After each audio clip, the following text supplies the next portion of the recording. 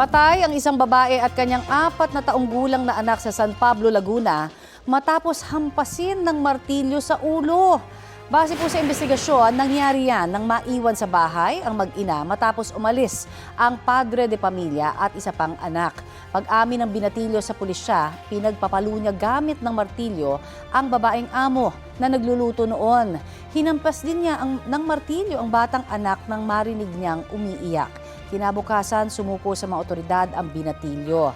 Nagawa niya raw yon dahil nalaman niyang papainan siya ng pera ng amo dahil matagal na raw siyang pinagdududahan na kumukuha ng pera. Dahil menor de edad, nasa kustudiya po ngayon ng DSWD ang binatilyo. Nakaburol po ngayon sa Tagkawayan, Quezon ang mag-ina.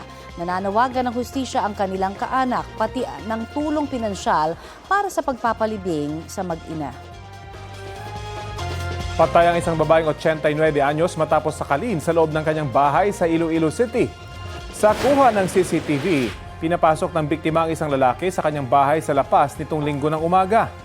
Makalipas ang ilang minuto, may bitbit ng plastic bag ang lalaki nang lumabas ng pintuan. Tumakas ang suspect na tangay ang ilang alahas at pera na ibinalot sa damit. Sa investigasyon ng pulisya, agad tumawag ang anak ng biktima na nasa abroad sa kanyang pinsan. Napuntahan ng kanyang ina matapos makita sa CCTV ang pananakal sa biktima. Hindi sinapubliko ang video recording na ito. Kinilala ang suspect na si alias Pablo, dating trabahador ng biktima sa kanilang negosyong construction. Pagnanakaw at galit ang tinututukang motibo sa krimen.